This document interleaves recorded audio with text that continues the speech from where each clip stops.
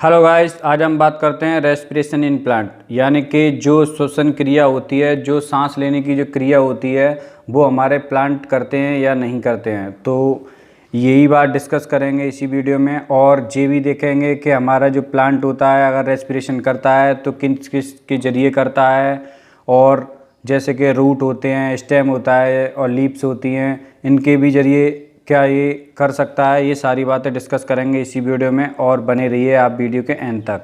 तो सबसे पहले हम बात करते हैं जैसे कि जो एनिमल होते हैं उनको भी एनर्जी की ज़रूरत पड़ती है, इसी प्रकार हमारे प्लांट होते हैं उनको भी एनर्जी की ज़रूरत पड़ती है। तो ये प्लांट ऑक्सीजन को ग्रहण करते हैं और कार्बन डाइऑक्साइड को छोड़ते हैं। इसी तरीके से हमारे जो प्लांट होते हैं वो भी रेस्पिरेशन करते हैं, और जो कार्बन डाइऑक्साइड होती है उसे इनटेक करते हैं और जो ऑक्सीजन होती है उसे रिलीज़ करते हैं। अब हम 3 तरीके जानेंगे कि एनिमल और प्लांट को किस तरीके से डिफरेंट तरीके से रेस्पिरेशन किया जाता है। ये तीनों स्टेप हम डिस्कस करेंगे। सबसे पहले हम बात करते हैं जो प्लांट होता है वो जड़, तना और पत्तियों द्वारा रेस्पिरेशन करता है, और ये इंडिविजुअली रेस्पिरेशन करता है। तना अलग करता है जैसे कि हम स्टेम बोलते हैं उसको, और जड़ अलग करती है जिसे हम रूट बोलते हैं इंग्लिश में, और जो लीव्स होती हैं वो अलग करती हैं जिन्हें हम पत्ती बोलते हैं। प्लांट के ये सारे पार्ट्स अलग अलग इंडिविजुअली अपने रेस्पिरेशन करते हैं। और एनिमल की हम बात करें, ये सिंगल यूनिट होते हैं, तो इसमें एक ही तरीके से रेस्पिरेशन किया जाता है। जैसे एनिमल्स में माउथ होता है तो वो उनके ज़रिए रेस्पिरेशन करते हैं। दूसरी बात हम बात करें कि जो श्वसन क्रिया की जो ट्रांसपोर्ट का सिस्टम होता है, यानी कि जो प्लांट होते हैं वो हमारे ज़्यादा डिस्टेंस पर ट्रेवल एयर को नहीं करते हैं, क्योंकि जैसे कि इसमें रूट दे रखा है, मिट्टी में जो एयर अवेलेबल होती है उसको ही एब्जॉर्ब कर लेते हैं और वो मूल रूम के द्वारा एब्जॉर्ब कर लेते हैं। और जैसे स्टेम होता है, स्टेम हमारा ये थोड़ा सा स्टोमेटा टाइप का खुल जाता है और ये हमारा एयर को एब्जॉर्ब कर लेता है। तो ये इंडिविजुअली ज़्यादा लंबा प्रोसेस नहीं होता है, ज़्यादा से ज़्यादा 1 सेंटीमीटर 2 सेंटीमीटर इतना ही लंबा हो सकता है, और ये में भी डिस्टेंस हो सकती है। ऐसे ही हमारे लिप्स पर होती है, ये बहुत बारीक तरीके से होती है, इन्हें हम नंगी आंखों से नहीं देख सकते। और तीसरी और जो एनिमल्स होते हैं उसको जो रेस्पिरेटरी जो पाइप सिस्टम होता है वो हमारे लंग से मुंह तक जुड़ा होता है। ये काफ़ी लंबी प्रोसेस होती है और काफ़ी डिस्टेंस ट्रेवलिंग होती है। और हम बात करें जैसे कि प्लांट होते हैं, प्लांट एक स्लो रेट में रेस्पिरेशन करते हैं, बहुत स्लो रेट में रेस्पिरेशन करते हैं।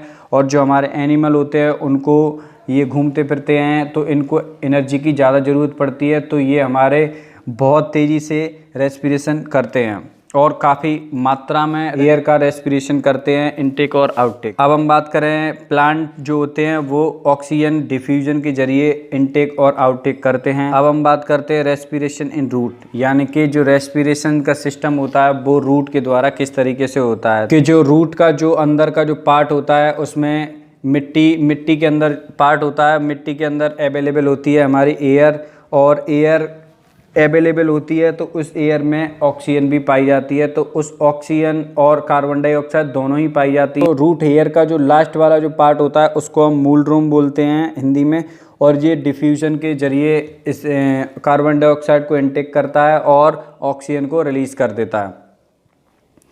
अब हम बात करें रेस्पिरेशन इन स्टेम, जैसे कि बहुत सारे प्लांट होते हैं, एक ग्रीन प्लांट होते हैं, उनके स्टेम्स ग्रीन होते हैं, तो उनमें इसमें डेंटिकल होता है, तो वो आप आराम से रेस्पिरेशन कर सकता है स्टेम, और ईजिली से ऑक्सीजन और कार्बन डाइऑक्साइड को इनटेक और आउटटेक कर सकता है। जो प्लांट हैवी होते हैं, जैसे कि बहुत बड़े प्लांट होते हैं, लार्ज अमाउंट में जो स्टेम होता है और जो इसकी हार्ड छाल होती है, यानी कि जो कड़क छाल होती है उसमें ना कोई ग्रीनी लेयर दिखाई देती है, तो उसमें रेस्पिरेशन स्टेम द्वारा नहीं होता है।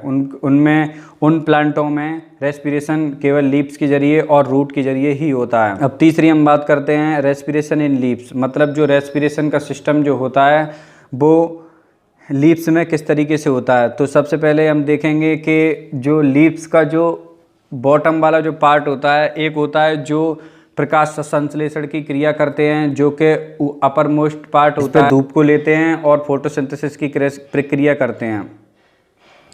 और जो लीव्स के जो नीचे अंडर वाला जो पार्ट होता है, जो नीचे वाला पार्ट होता है, उसमें काफ़ी सारे टिनी पोर्स पाए जाते हैं, बहुत सारे छोटे छोटे होल्स पाए जाते हैं जिन्हें हम स्टोमेटा बोलते हैं। ये ऑक्सीजन को अंदर लेते और बाहर छोड़ते भी हैं और कार्बन डाइऑक्साइड को अंदर बाहर भी छोड़ते हैं। अब हम बात करते हैं दिन का टाइम होता है, पेड़ पौधे होते हैं वो कौन सी गैस को लेते हैं और कौन सी गैस को छोड़ते हैं, इस बारे में डिस्कस करेंगे। तो जो दिन का टाइम होता है उसमें प्रकाश संश्लेषण की क्रिया होता है, इसमें ऑक्सीजन को प्रोड्यूस करता है प्लांट। तो इसमें जो कार्बन डाइऑक्साइड गैस होती है उसको अंदर इनटेक करता है, अंदर इनटेक करने के बाद इसको डिफ्यूजन के जरिए CO2 को छोड़ देता है। और हम बात करें नाइट टाइम में जो इसमें कोई भी ऑक्सीजन का प्रोडक्शन नहीं होता है और जो डिफ्यूजन के जरिए CO2 को ही लिया जाता है और CO2 को ही छोड़ा जाता है। तो और कुछ प्लांट जो होते हैं वो हमेशा CO2 को लेते हैं और ऑक्सीजन को छोड़ते हैं, लेकिन इसमें जो नॉर्मली प्लांट होते हैं वो दिन के टाइम में ऑक्सीजन को, और जो रात का टाइम होता है उसमें जो प्लांट होते हैं वो CO2 को इनटेक करते हैं और O2 को रिलीज़ करते हैं।